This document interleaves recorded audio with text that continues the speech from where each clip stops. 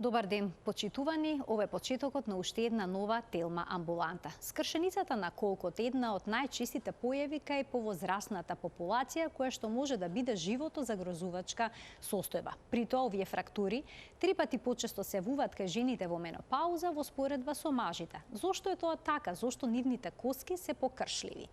Каков пат е потребен за да се скрши колкот? Дали понекогаш и банална траума може да доведе до оваков проблем? Например, некој се потпрел на ногата и дошло до фрактура на колкот. Неопходна ли е при тоа операција? Може ли со нехируршки методи да се постигнат добри резултати? Лекарите велат што поскоро пациентот треба да застане на нозе. Зошто е тоа така? Денеска имаме на вистина многу прашања на оваа тема, кои што ќе ги поставиме на доктор Небојша Настов, хирург травматолог од клиниката за хируршки болести Свети Наум Охридски во Скопје. Останете на телма, следува блок реклами, а веднаш потоа интервјуто на оваа тема.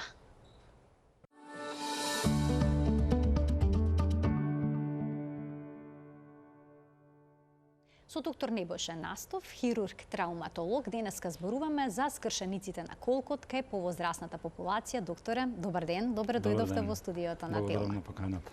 Зошто колкот е толку осетлив на повреди кај лицата во поодминати години?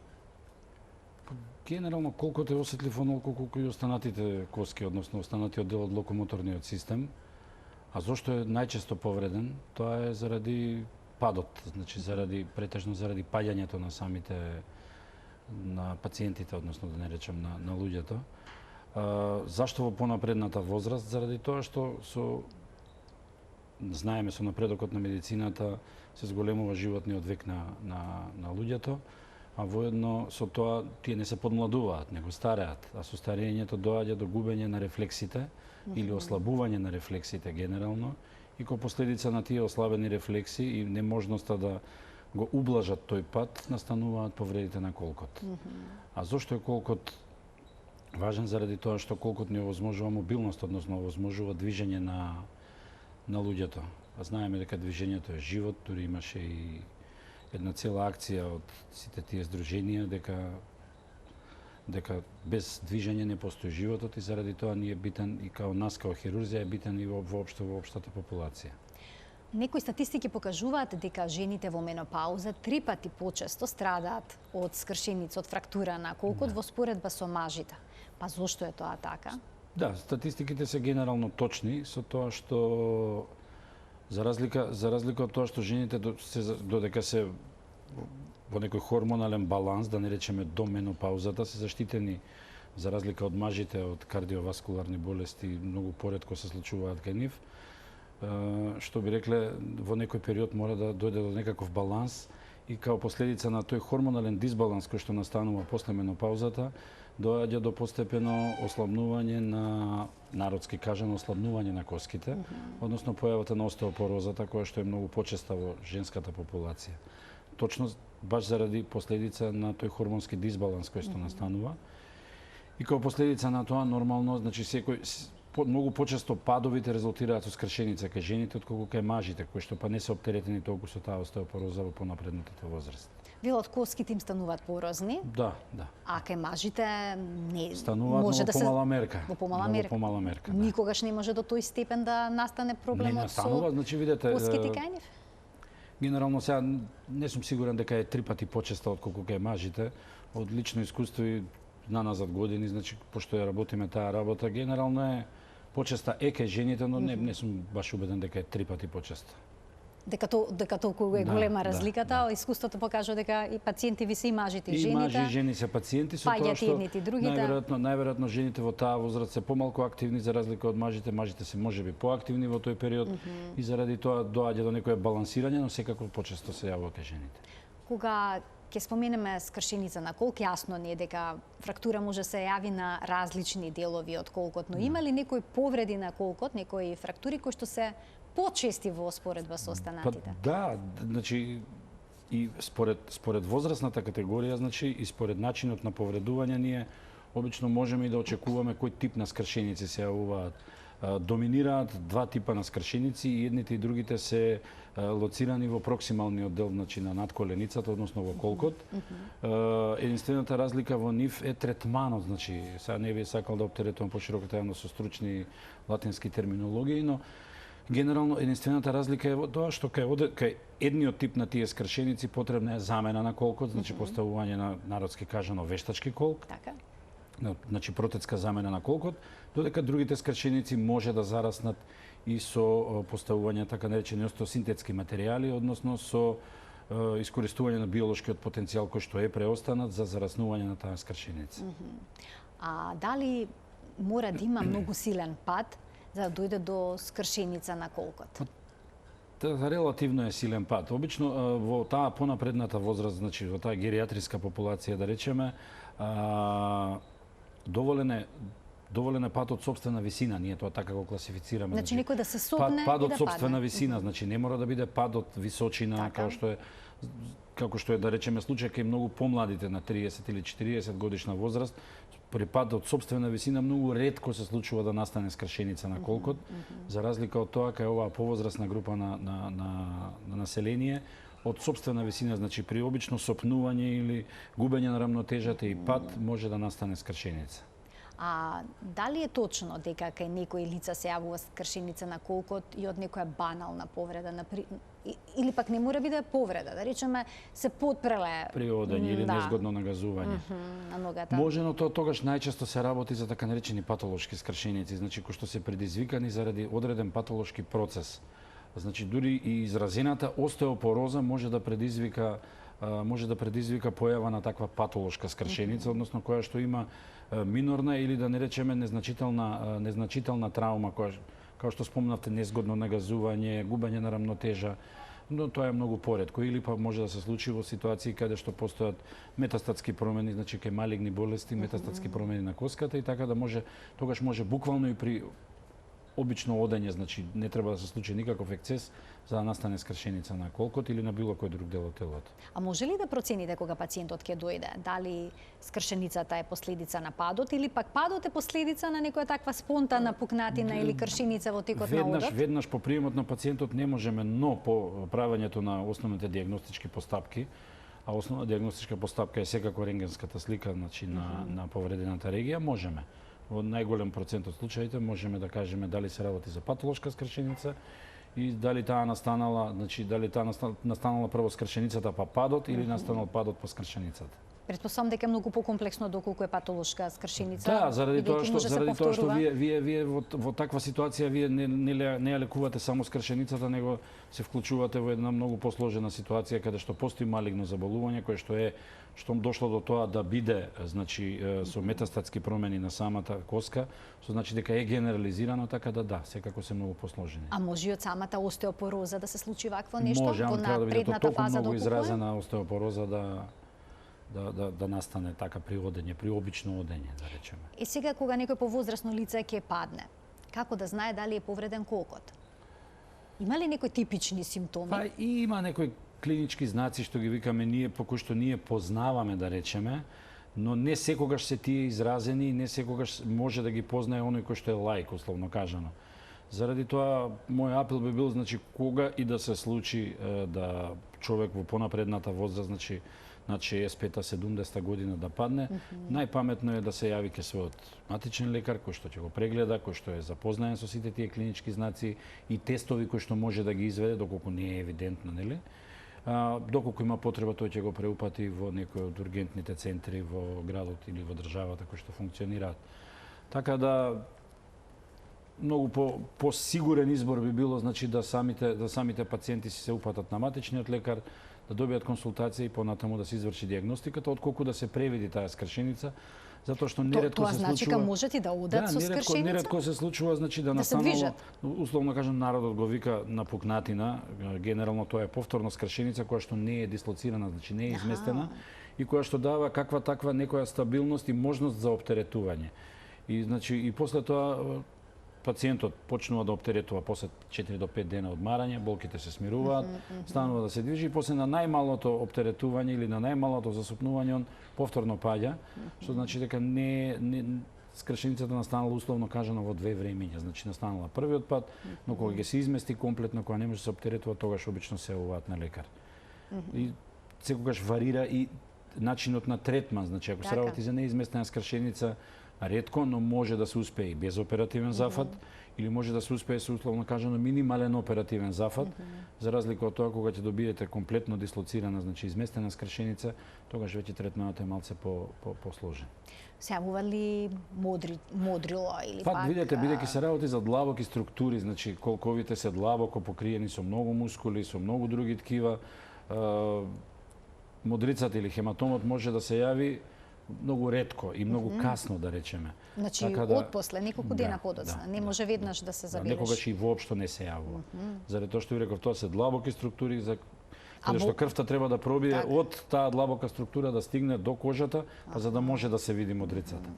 Инаку само крварење и хематом има локално на местото, ама тоа нема начин да се види освен со помошна диагностика. Силна е болката или не мора да значи? Да, воглавном е силна. Сега има одредени категории на луѓе кои што имаат висок праг на толеранција према болка, па не обрнуваат многу внимание, не ми е ништо, добро ми е, не ме боли многу. Има други категории на луѓе кои што имаат одредени заболувања, кои што идат со намален праг на осетливост на болка, односно с големен праг, и заради тоа повторно не реагираат, така да генерално функционалноста е она што треба да ни даде некаква ориентација.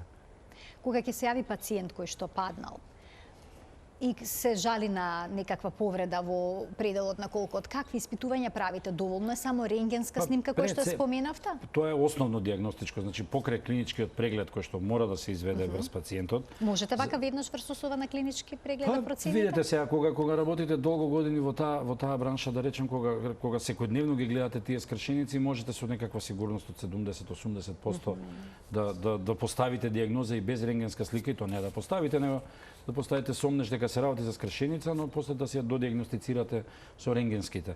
Значи рентгенот е основното диагностичко средство и во зависност од типот на скршеницата кој што ќе го видиме и во зависност од тоа дали тоа докторот, хирургот, ортопедот, травматологот кој што го гледа или го води пациентот може да постави индикации за некои дополнителни испитувања што и да биле у прилог компјутерска томографија, па магнетна резонанца у поново време, иако магнетна резонанца за скршениците не е толку значајна. Ке ги поканиме доктори гледачите да се вклучат во денешната Телма амбуланта на телефонскиот број 02-3076-677. Денеска темата се скршеници на колкот кај повозрасната популација. Добре дојдени се вашите прашања, почитувани.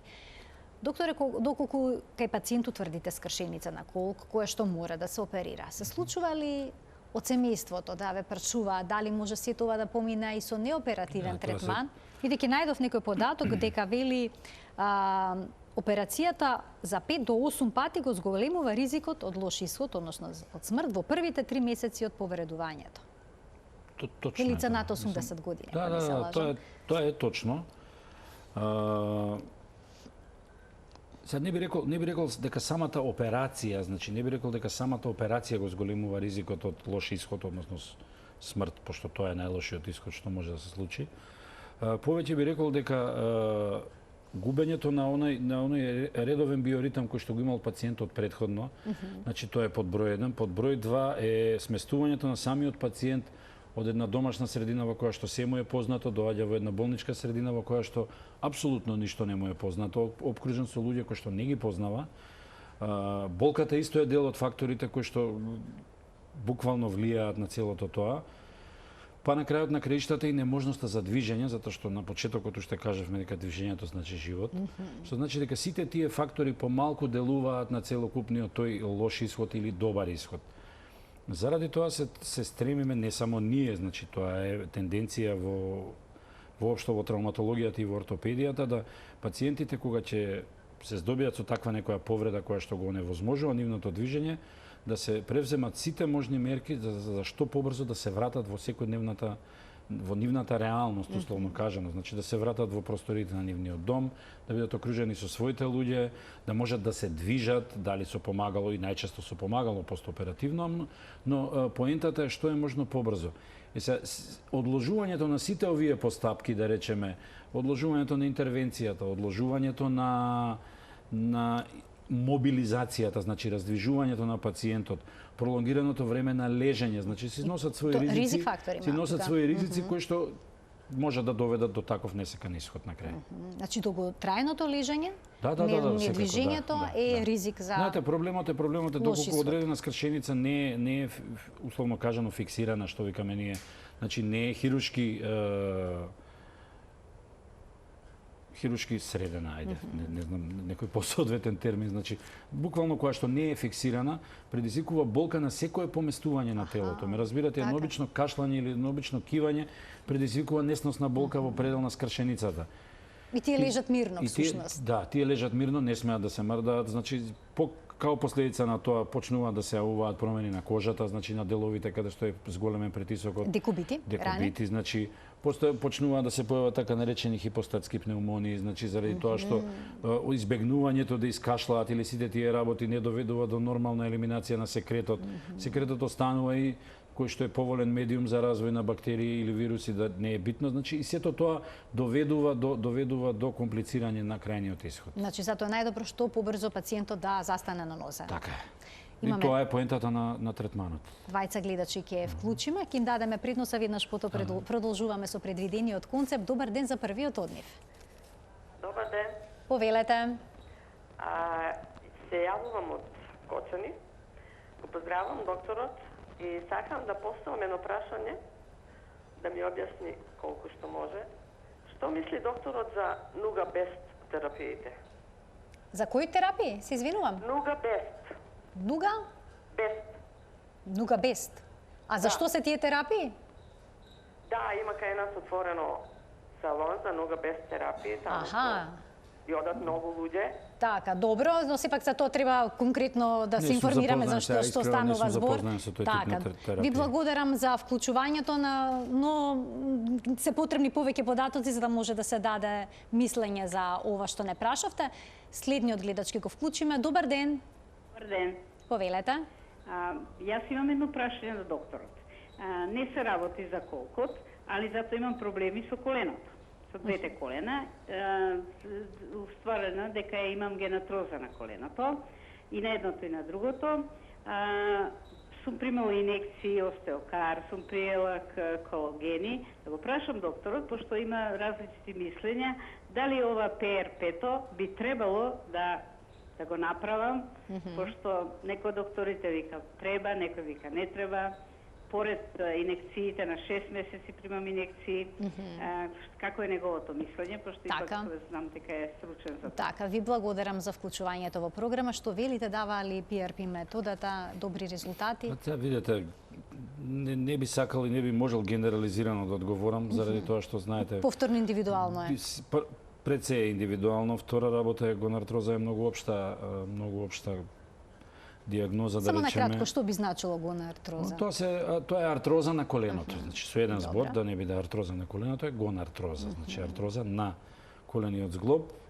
Рскавицата е значи, оштетување на рскавицата, значи, да не речам условно народски кажано, трошење на рскавицата. Има состојби, значи, има ситуации, има одредени пациенти кои што има ефект, има пациенти кои што нема ефект. Се, значи, од случај до случај, се зависи од состојбата на рскавицата и од проценката на докторот што ја препорачал методата, дали тука се очекува да има ефект или нема да има ефект. Така да стварно не би можел поконкретно да кажам дали пациентката треба да користи или не.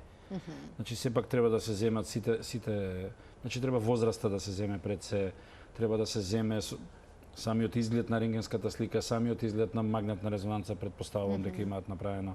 Така да кога ќе се земат сите тие фактори во обзир, тогаш може да се одлучи дали да или не. Следниот гледач ќе го вклучиме. Добар ден. Добар ден. Повелете. Поздрав до вас и до докторот. Благодарам. Прашање имам. Мене ми опериран паддав и го скршил колкот. И ми опериран 6 години. Многу ме боли. Не можам да одам ич. А каква операција имате? Имате вештачки колк? Вештачки колк. Вештачки колк имате и постојано ги имате болки, секојдневно? Секојдневно. И да ви кажем, имам мозочен удар, ама левата страна од кај колкот ми е одземена.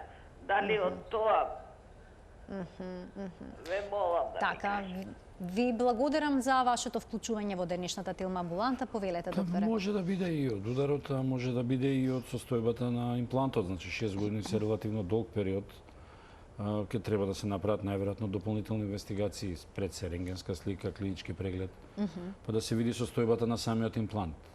Се Като што случува знаете, често по замена на колкото видете- вештачки колк да се јават вакви болки? Па видете И се, неподвижност? најверојатно болките не датираат веднаш после интервенцијата, значи од покасно дошле, што значи дека нешто се случува со тој колк сега. Дали затоа што знаете, пак ќе кажам, 6 години е релативно долг период, во зависност од тоа колку е употребуван колкот, да не речам колку е движено, како е движено и сите тие работи.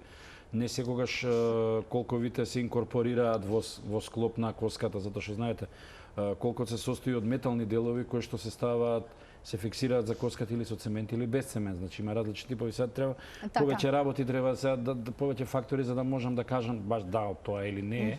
Ама генерално треба да се направат некои основни испитувања за да се види доколку е цементен колк, значи цементна протеза ставена, да се види инкорпорирањето, да се види зацврстувањето на цементот со околната коска. Така. И најчесто тоа е причина на болката. Сега не знаеме дали се работи за тотална протеза на колк или субтотална, предпоставам дека е субтотална бидејќи била скршеница, ама повторно па ќе кажам ќе треба да се обрати кај хирургот, операторот кој што оперирал, па да. Една консултација да се направи да видат дали ќе секако. доколку проблемот е ова што ви го споменавте со цементниот колк па Сега, дали е цементен или без цементен? операција повторна може да се направи да Да, се да, реши да, проблемот. ревизии се прават секако, Се да. прават? Мислам, видете и заради тоа се избегнува протетска замена на било кој зглоб, значи вклучително и колкот, како што и коленото или било кој зглоб, заради тоа што сите тие импланти, сите тие протези имаат свој век на траење. Колку тоа грубо и да звучи, ама тие имаат век на траење. Значи во зависност од возраста на која што се ставени, во зависност од нивното употребување, буквално употребување. Значи, тоа е многу важно. Да. Да се Значи, употребуваат, да се значи, видете, користи, не, сега поентата е, да се движат.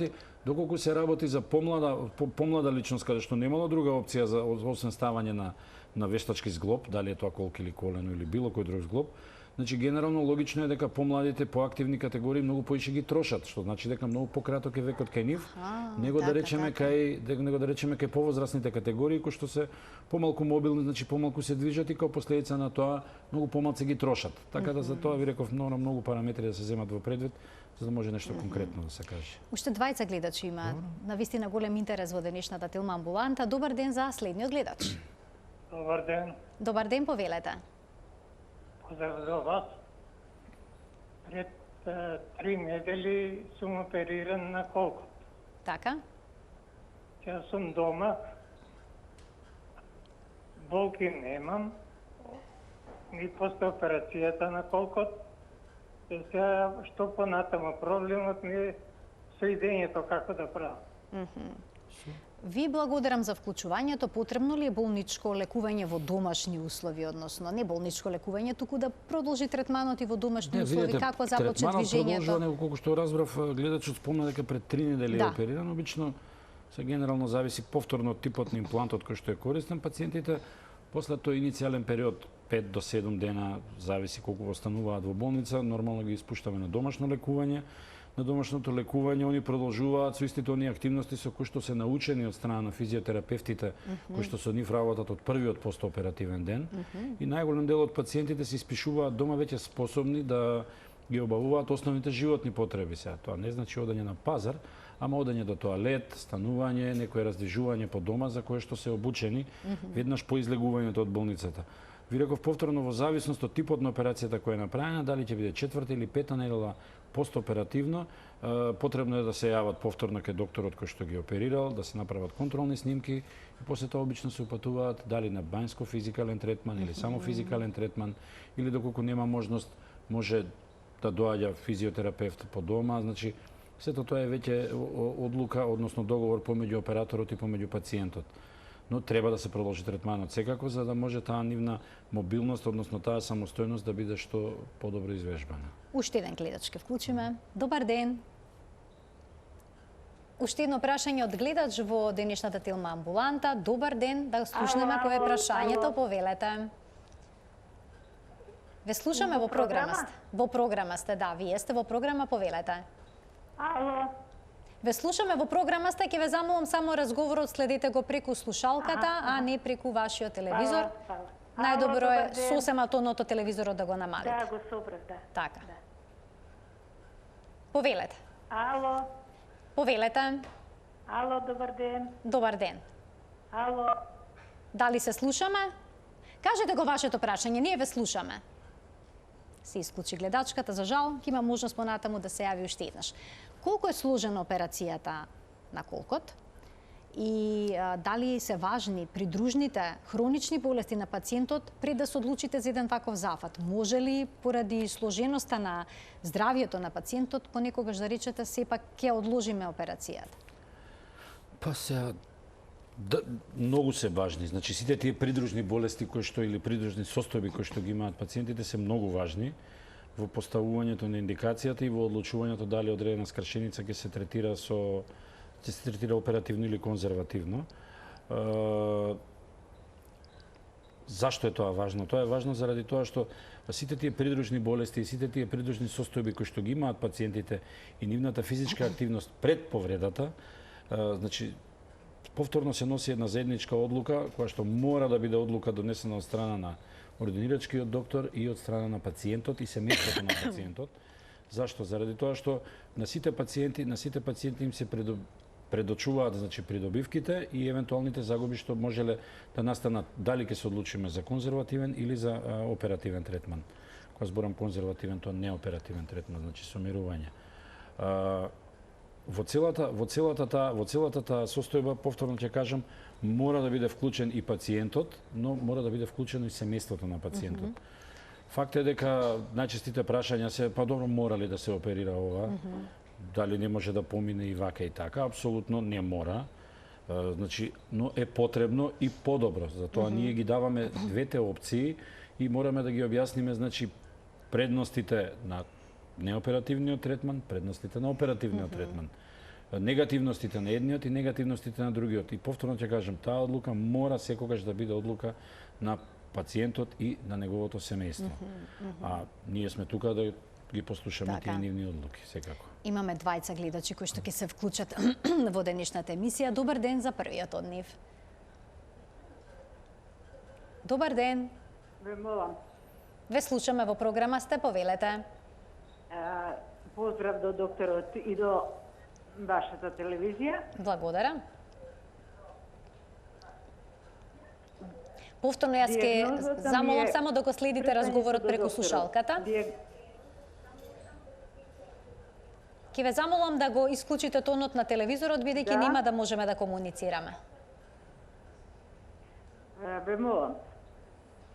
Диагнозата ми е М16, коксартроза на обата колка, артроза на обата колка и М15, дискосхернија вертикална лумбална. Моменталната терапија ми е калдеосифосамат и следната терапија ми е остеок-2 и колаген. Кажете ми дали овие терапии ги донесуваат за зараснување на таа раскавица што ми се јаде во колковите. Така, ви благодарам за вклучувањето во програма. Докторе, повелете. Не би сакал да... Прво не е моја специјалност, значи коксартрозата е воопшто артрозите се специјалност на ортопедската хирургија. Но генерално можам еден генерален став само да кажам, кој што е колку на јавноста, колку е на стручната јавност, толку јас го имам прифатено, а тоа е дека генерално сите овие лекарства кои што ги спомна гледачката, значи може да помогнат, значи а дека ќе допринесат до регенерирање и до обновување на раскавицата, тоа не. Но може да помогнат во отстранување, смалување, па и комплетно губење на симптомите. Дури на колковите, зглобовите на колковите, може се примени тоа? Да. Па генерално, видете, не постои таргет лек кој што делува само на колк или само на колено. Тие делуваат секаде кај што има раскавично ткиво, така да генерално делуваат на сите зглобови. Уште еден гледач ке вклучиме. Добар ден. Ало. Повелете. Добар ден. Јас сум на линија. Да, вие сте во програма, ве слушаме, повелете. Имам 75 години. Така. Пред 10 месеци колкот, левиот колк, кога лежам, имам многу болки. Прво беа помали болките, немам скршеница, немам ништо, меѓутоа се болките кога јас лежам на левиот пол. Кога лежам на десната страна не ги чувствувам болките. А на Ама кое кога место лежам ги некој чувствувате подолго точно ноќта, болките? После, молим, Каде точно ги чувствувате болките? Во колк. На препонот, позади, не кај колкот? препонот, не препонот, него позади. Позади. Да речем кај, нели, задничата, Аха, во тој предел, тука се болките. така. Има кога се движам, не ги осеќам болките. Така, Меѓутоа, па ве интересира има зашто се период кога- работи. Така, ви благодарам за вклучување во програма. Докторе, се работили за проблем со колкот или можеби кичмата? Повторно ќе биде несериозно да поставиме диагноза телефонски, Телефонски, мислам се. да. Значи генерално треба да се провери. Значи можно е да биде едното и другото, ама знаете само врз база на податоците без никаков преглед и без никакви диагностики, мислам ќе биде несериозно во секој случај. Така, значи најдобро е сепак да се направи еден преглед, снимка за да може да се Па, даде. Ако ништо друго клинички преглед, па тој ќе ни даде некакви основни напатствија како понатаму да и што да се испитува. Кога правите замена на колк, постои ли можност телото да го отфрли вештачкиот колк, да се јави некоја Тоа е токму она што го автоимуна спомнав, реакција? да се автоимуна нема заради тоа што пред се работи за инертни материјали, значи дали се работи за тоа е челик со голема чистота или се работи за титаниум, во себе одредени протези содржат и полиетиленски делови, некои содржат керамички. Генерално класично отфрлање како што правиме муабет кај трансплантацијата на органи не постои, но може да има нетолерантност или сензитивност на организмот према одредени компоненти. Аха, значи сепак може да се Значи јават проблеми. може да се јави и тогаш најчесто условно кажано, повторно ќе кажам, условно постои отфрлање. Зашто ова не е класична трансплантација, него е имплантација на метали, односно на други материјали кои што треба да ги инкорпорира, значи телото, ама не и да бидат дел од телото во смисол на орган кој што ќе функционира. Значи овде повеќе механички правиме муабет.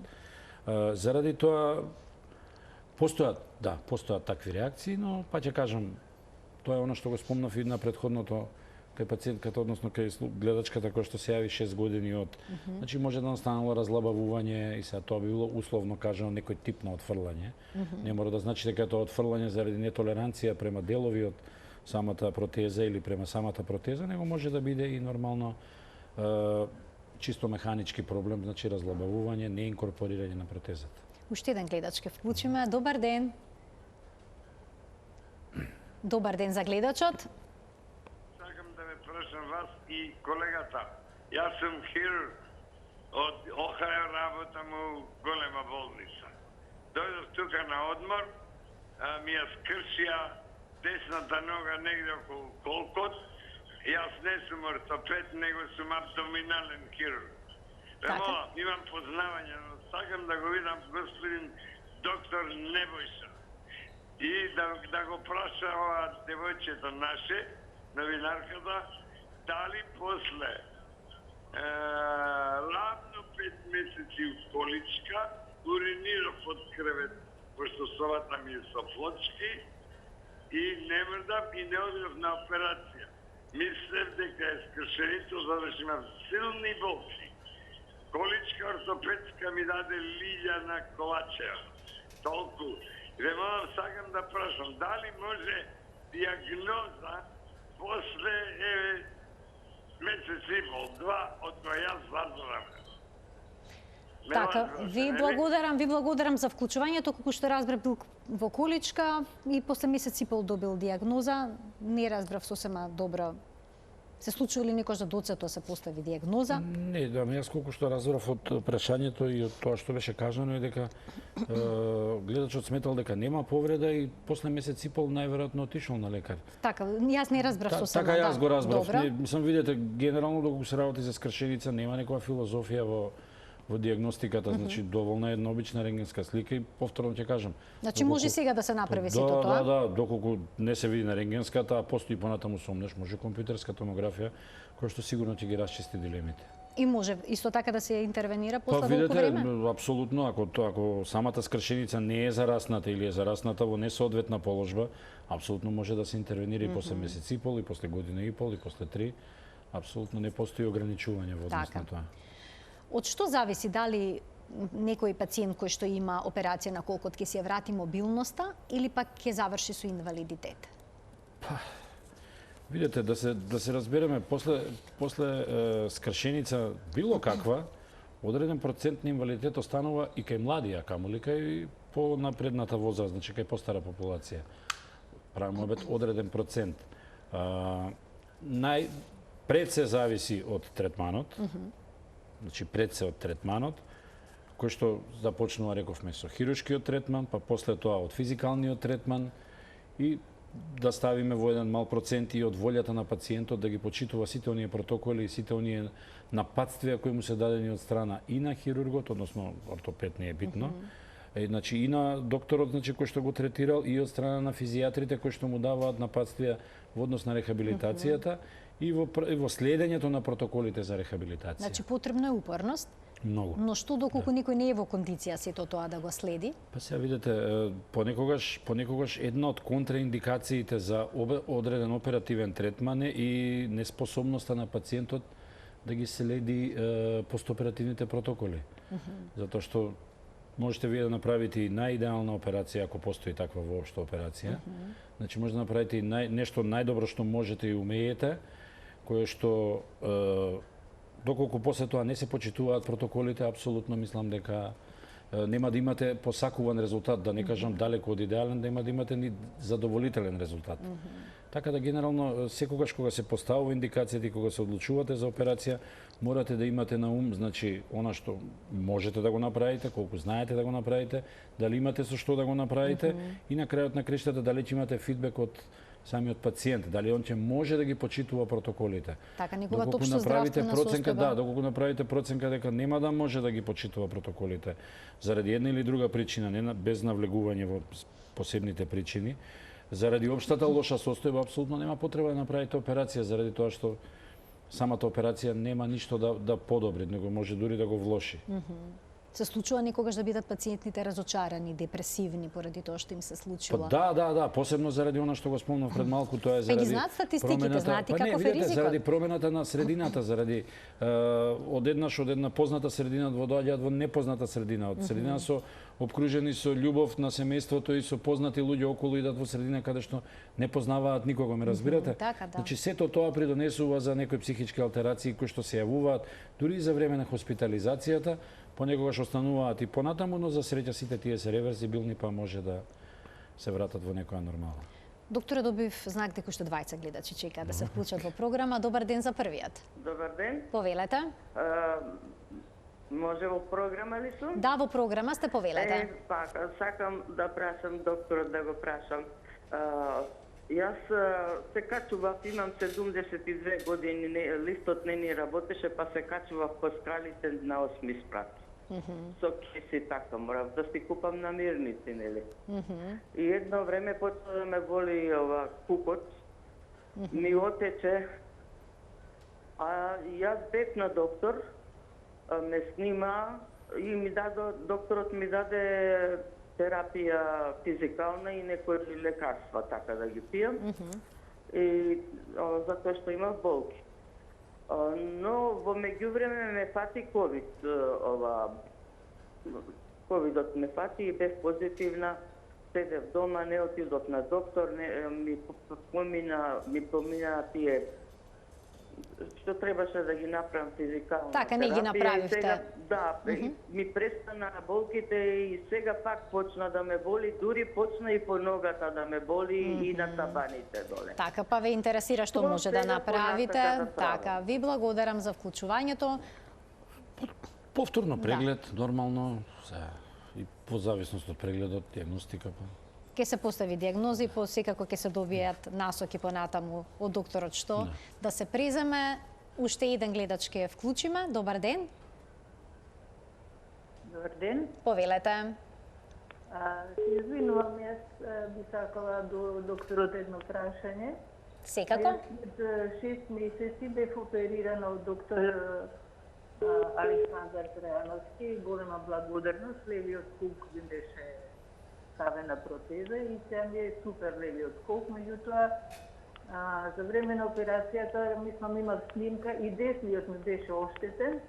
Па се ме интересира колку време треба да помине, пошто сакам И другиот колк да го оперирате. Десниот колк. Така. Ви благодарам за вклучувањето. Ова ќе биде воедно последниот гледач во денешната Телма амбуланта. На прашање најдобро е да одговори докторот, односно колегата кој што е така, оперирал господјата. Ново принцип, какви се во принцип не постои строго одредено време кога. Посебно заради тоа што тенденција во светот е сега доколку се прават протетски замени да се оперираат двете страни одеднаш. Тоа кај нас се уште не се работи, но генерално може да се оперираат двете одеднаш. Она некоја здраворазумска логика кажува дека најдобро е кога пациентот ќе се осети дека нема никакви проблеми со веќе оперираната страна, кога е вратен во комплетна мобилност и сите тие работи, дека веќе може да се размислува за операција на другата страна. Имате ли конкретни совети како да се избегнат падовите кај лицата во поодмината возраст? Па да, тие совети важат генерално. Најголем дел од нив не се докторски совети, значи не се лекарски совети, него се совети од она секојдневно живење, да речеме. Постојат цели, да речем, протоколи како треба да изгледа живењето на луѓето над 65-70 годишна возраст. Значи животната средина во која што живеат, например, од наједноставните совети дека во становите, во куќите, во живеалиштата воопшто треба да се избегнува поставување на оние килимчиња на кои што сме многу некако навикнати овде на Балканов. Значи паркет. Генерално, значи да, не е битно дали ќе биде паркет или плочки, но да нема такви површини кои што може да предизвикнат сопнување фактички и со тоа да направат скршеница, односно ризик од скршеница. Понатаму треба да се избегнуваат сите скали, значи во домовите, пракчиња и сите тие работи кои што исто така може да бидат причина за сопнување и за повреда. Генерално исхраната е она што е секогаш, значи редовно идење на контроли во смисол на превенција на таа остеопороза која што спомнавме на почетокот од емисијата, значи со правењето на испитувања за процентот, односно за степенот на остеопороза, со нејзино третирање фактички да доведеме до намалување на тој процент и со тоа да се превенираат појавата на скршеници. Оние што имаат, да речеме, вртоглавици, проблем со рамнотежа, треба да користат помагала, тоа е веќе општо медицински совети се тоа, значи. Некој велат години, јас сега да го користам. Да, ама видете, ама работата е секој нетретиран проблем на крај доведува до поголем проблем. А зашто нешто да се лекува ако може тоа да се превенира? Колку често жените да проверуваат густината на коските во менопаузата? Не би можел да ви кажам точни бројки, бидејќи ние тоа не го работиме, се работи на некои други места, али треба. Значи во зависност од наодот на дензитетот, односно густината, и во зависност од наодот на испитувањето, им се препорачува дали ќе треба да направат на година дена, на две, во зависност од терапијата што ја прима, значи препораките ги добиваат од докторот кој што го врши испитувањето. Така, но сепак вие би можеле да препорачате витамин Д да примат, предпоставувам, за густината на коските. И витамин Д некако со ова коронава која дојде сите више примаа витамин Д, ама не гледам дека нешто се намалија скршениците, така да само користењето на витамин Д без некои други моделитети во исхраната, мислам дека нема да има ефект. Докторе, пациентите кои што ќе минат низ операција на колк, дали треба доживотно да примаат некаква терапија? Па генерално не. Не им давате по тоа терапија? Но они добиваат терапија, значи во непосреден постоперативен период добиваат терапија во смисол на смирување на болките, значи аналгетска терапија, добиваат антикоагулантна терапија која што повторно стана хит нели со пандемијата на короната. Значи, но таа терапија не е доживотна, значи таа терапија се прима до одредено ниво, до одреден временски период, секако во првите 4 до 5 недели после операцијата и после во зависност од тестовите кои што се прават за згручување на крвта, тогаш се продолжува или се прекинува истата терапија. А самата операција на колк и замената на вештачки колк може ли да доведе до некакви промени во здравјето, да речеме, да флуктуира крвниот притисок или пак да се јави некаква тромбоза? Генерално самата интервенција не би требало тоа да доведе, но повторно склопот на анестезијата, склопот на психичкиот немир кај пациентите и се може да доведат до варирање на притисокот, на расположението, на сите тие работи. Колку месеци по операцијата се всушност критични за пациентите што се во поодминати години? Па се критични во зависност од што? Па сега од ризици, од лош исход. Ризици постојат како што и им кажуваме вообичаено на пациентите. Значи има своји ризици кои што се поголеми до 5-тиот постоперативен ден. Има ризици кои што се до 3-тиот месец, има ризици до 9-тиот месец. Значи ризици постојат. И ќе постојат, значи постојат и 2, и 3, и 5 години после операцијата, но сите тие се различни категории на ризици.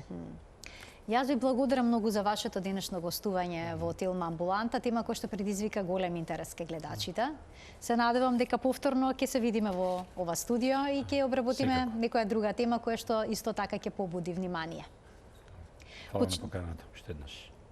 Почитувани доктор Небојша Настов, хирург травматолог од клиниката за хируршки болести Свети Наум Охридски во Скопје, односно од Старата градска болница, докторат. Старата градска, да. Беше денеска црвената така. Беше нашиот гостин во Телма амбулант. Ви благодарам за вниманието со кое што не следевте. До гледање.